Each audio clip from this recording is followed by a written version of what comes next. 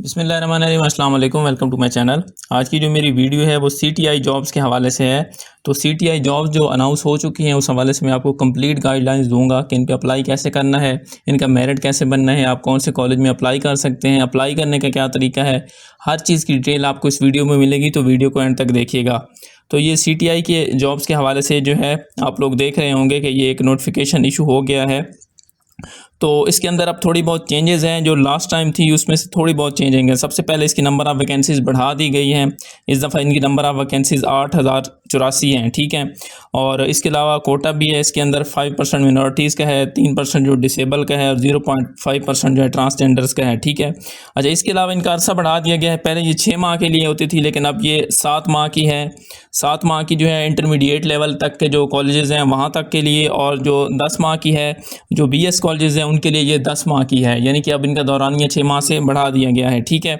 अच्छा, इसके अलावा इनके मार्क्स की कैलकुलेशन ये आप देख रहे होंगे, 87% क्वालिफिकेशन के मार्क्स हैं, ठीक है। इसके अलावा मास्टर डिग्री के 5 है। मैं आगे चल के आपको बताऊंगा कि इनको आपने किस तरह से डेफिनिशिएट करना है, ठीक है।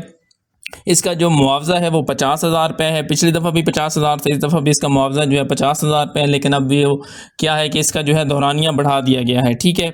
और इसके अलावा जो मैंने पहले बता दिया कि 7 मंथ के लिए हैं, लीव आपको 2 लीव्स पर मंथ अलाउ होगी। आप 1 महीने के अंदर 2 जो है छुट्टियां कर सकते हैं, आपको कोई टीए नहीं मिलेगा, ठीक है।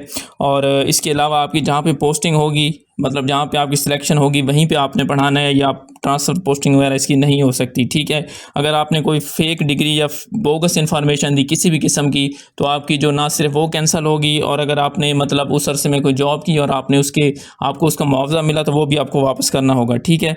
और ज्वाइनिंग पीरियड आपने 7 दिनों के अंदर ज्वाइन करना है अगर आपकी सिलेक्शन हो जाती है तो, ठीक है। और सिलेक्शन प्रोसीजर के हवाले से मैं आपको बता दूँ, इसके अंदर 16 तारीख को हर कॉलेज के बाद जो नंबर ऑफ़ वैकेंसीज़ है पोर्टल पे भी अनाउंस हो जाएंगी, और हर कॉलेज के बाद जो है वैकेंसीज़ अनाउंस हो जाएंगी कि किस सब्जेक्ट की कितनी वैकेंसीज़ है, ठीक है। ऑनलाइन पोर्टल होगा, उस पर आपने 16 सितंबर से 19 सितंबर 2025 तक आप इस पर ऑनलाइन अप्लाई आपने करना है। आपने किसी भी किस्म के जो है डॉक्यूमेंट्स वगैरह आप बाद में जमा करवाने पड़ेंगे जब at the time of interview. फ़िलहाल जो आपने पहले मतलब जो होता था कि आपने कॉलेज जाके जमा करवाने हैं डॉक्यूमेंट्स वगैरह, तो वो इस दफ़ा नहीं है, ठीक है। जिस तरह पिछली दफ़ा ऑनलाइन अप्लाई हुआ था इसी तरह पोर्टल पे ऑनलाइन अप्लाई होगा, ठीक है। इसके अलावा 22 तारीख को उसकी एक लिस्ट लग जाएगी। अगर आपकी कोई कंप्लेन हो तो आप 23 से 25 तारीख को आप उसको बता सकते हैं, मतलब आपके मार्क्स सही तरह से ना लगे हों या आपका मेरिट सही तरह से कैलकुलेट ना किया हो तो आप बता सकते हैं, ठीक है। और इसके अलावा 25 तारीख को फाइनल मेरिट लिस्ट लगेगी, और 29 से लेकर 1 अक्टूबर तक आप लोगों के जो है इंटरव्यूज़ कंडक्ट होंगे। और इंटरव्यूज़ के बाद जो है फाइनल मेरिट लिस्ट लगेगी, वो 1 तारीख को यानी कि 1 अक्टूबर को आपको लगा दी जाएगी, ठीक है। इसके अलावा बाकी इनका प्रोसीजर है। फाइनल मेरिट लिस्ट जो है अगर उसमें भी आपको कोई एतराज़ है तो आप 2 से 4 तारीख तक बता सकते हैं। उसके बाद फाइनल मेरिट लिस्ट 6 तारीख को लगेगी, और आपकी 7 तारीख से आपकी जो है क्लासेस शुरू हो जाएंगी, ठीक हो गया।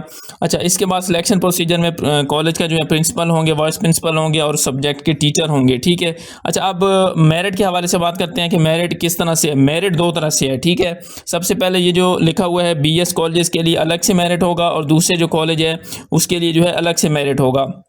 अब इसके अंदर आपने समझना है कि मेरिट किस तरह से बनेगा। मैं आपको पहले दूसरे कॉलेज की मिसाल दे रहा हूँ। फ़र्ज़ करें यहाँ पे मास्टर के हैं, टोटल नंबर जो है 40 हैं, ठीक है। अगर आपने मास्टर लेवल पे आपने सेमेस्टर सिस्टम में मास्टर किया हुआ है और आपके 80% या उससे ज़्यादा नंबर आए हैं तो आपको नंबर मिलेंगे 36, ठीक है। इसी तरह से अगर आपने बैचलर में आपने मास्टर जो है एनुअल सिस्टम के तहत किया हुआ है और उसमें आपके 70% या उससे अबाव है, फिर भी आपको नंबर मिलेंगे 36 यानी कि 36।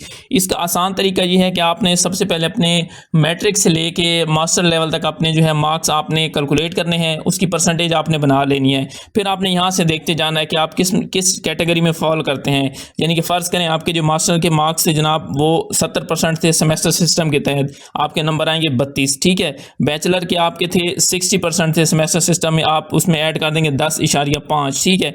इसी तरह से आप ऐड करते रहेंगे। इंटरमीडिएट में आप देखेंगे कि अगर आपके जो मार्क्स थे 60% थे एनुअल सिस्टम के तहत, तो आप उसमें 12 ऐड कर देंगे, 12 नंबर आते हैं।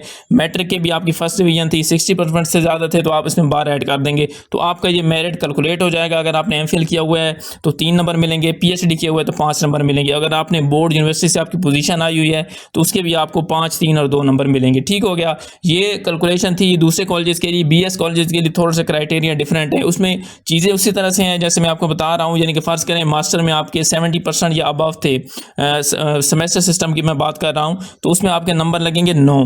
ठीक है, अगर आपके एनुअल सिस्टम में 60% या उससे ज़्यादा थे तो आपके नंबर जो है उसके अंदर भी 9 ही लगेंगे, सेम लगेंगे। जो बैचलर के नंबर आपके लगेंगे वो इसी तरह से है कि अगर आपके 60% या अबव है सेमेस्टर में तो आपके 7 लगेंगे, और अगर आपके 50% या अबव एनुअल सिस्टम में तब भी आपके 7 लगेंगे।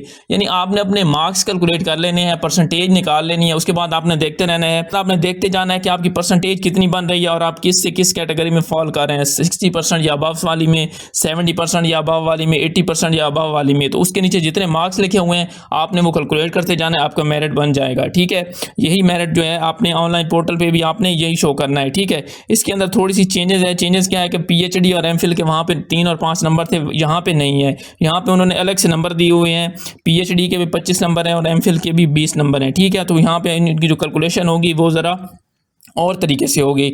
यानी कि सेम आपके अगर एमफिल में 70% या उससे अबव है एनुअल सिस्टम में, या 80% या उससे अबव है सेमेस्टर सिस्टम में, तो आपको 15 नंबर मिलेंगे एमफिल के। वहाँ पे आपको 3 नंबर मिलने थे।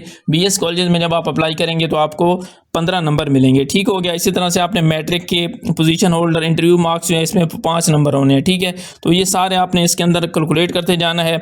जो आपका मेरिट बनेगा वो फिर आपका फाइनल मेरिट होगा। उस बेस पे देखा जाएगा कि अगर उस कैटेगरी में कोई और फॉल करता है, आपके किसी से नंबर ज़्यादा हैं, या मतलब आप टॉप पे आ रहे हैं, या किसी और के आपसे ज़्यादा हैं, तो फिर इंटरव्यू मार्क्स होंगे 5 नंबर, वो डिसाइड करेंगे कि आपका जो है मेरिट कहाँ तक जाएगा। ठीक है, इंटरव्यू की तैयारी के हवाले से मैं आपको बता दूं, इंटरव्यू के अंदर कोई ज़्यादा सवालात नहीं पूछे जाते। सबसे पहले आपने अपना अच्छा सा जो है इंट्रोडक्शन तैयार करना है। ठीक है, उसके बाद आपने अपने सब्जेक्ट से रिलेटेड सवाल तैयार करने हैं। इसके अलावा आपने कुछ तैयार नहीं करना। जो भी आपका सब्जेक्ट है उससे रिलेटेड ही आपसे सवाल पूछे जाएंगे। जनरल नॉलेज, करंट अफेयर्स, ये चीज़ें मोस्टली नहीं पूछी जाती, सिर्फ आपके सब्जेक्ट से रिलेटेड चीज़ें पूछी जाएंगी। अगर आपने कहीं पढ़ाया हुआ है तो उससे रिलेटेड आपसे क्वेश्चन की जा सकती है। आपके जो है टीचिंग मेथड के हवाले से आपसे सवाल पूछे जा सकते हैं। ठीक है, और नीचे फॉर्मल सी चीज़ें लिखी हुई हैं कि आपने जो है 7 दिन से ज़्यादा मुसलसल गैर हाज़िर नहीं रहना, कोई मिसकंडक्ट नहीं करना, किसी प्रॉपर्टी को डैमेज नहीं करना। ठीक है, ये मतलब बेसिक सी चीज़ें लिखी हुई हैं। ठीक है, और इसके अलावा जो है की परफॉर्मेंस इंडिकेटर यहाँ पे लिखा हुआ है कि आपको किस किस बेस पे आपको परफॉर्मेंस के जो है मतलब शो करवानी पड़ेगी, आपको जो है प्लानिंग करनी पड़ेगी टीचिंग लेसन के हवाले से। ये बात की बातें हैं, मतलब फ़िलहाल जब आपकी सिलेक्शन हो जाएगी तो ये उस टाइम की बातें हैं। और इसके अलावा जो बाकी आपको तनख्वाह के हवाले से है कि आपको तनख्वाह जो है आपको चेक के थ्रू मिलेगी, और आपका अकाउंट ओपन होगा उसके थ्रू आपको इसकी तनख्वाह मिलेगी। ठीक है, और ये आपको तकरीबन 1 से 2 महीना पहला लेट हो सकता है, उसके बाद आपको हर महीने इसका चेक मिलेगा। यानी कि ऐसा नहीं होगा कि 7 महीने या 10 महीनों के बाद आपके जो है आपको पैसे मिलेंगे, आपको हर महीने इसकी पेमेंट मिलती जाएगी। ठीक है, और इसके अलावा सेकंड शिफ्ट वाले जो हैं वो इसमें फॉल नहीं करते। अच्छा, इसके अंदर एक और बात है, मैं आपको बता दूं कि कुछ ऐसी डिग्रीज़ होती हैं जिसके ऊपर यहाँ पे लिखा हुआ है, अगर परसेंटेज भी लिखा हुआ है और सीजीपीए भी लिखा हुआ है मास्टर या एमफिल की डिग्री पे, तो फिर जितनी परसेंटेज लिखी होगी ना आप उस कैटेगरी में फॉल करेंगे। जो मैंने आपको पहले 70-80 की कैटेगरी बताई, फ़र्ज़ करें परसेंटेज नहीं लिखी हुई और सिर्फ सीजीपीए लिखा हुआ है, तो ये एचईसी का फार्मूला है, फिर आपने इस परसेंटेज में जाना है। यानी अगर आपका सीजीपीए 3.25 से 3.62 तक था, तो 80 से लेके 89 तक की जो आपकी परसेंटेज मार्क्स है आप उसमें फॉल करेंगे। 80 से 89 में जितने मार्क्स आ रहे हैं, आपके 15 आ रहे हैं, 12 आ रहे हैं, आप वो काउंट करेंगे। अगर आपकी परसेंटेज वैसे लिखी हुई है डिग्री पे, तो जितनी परसेंटेज होगी उसके नीचे जो मार्क्स होंगे वो आपने लिखने हैं। ठीक है, अच्छा, इसी तरह से ये 5 का और 4 दोनों का बताया हुआ है।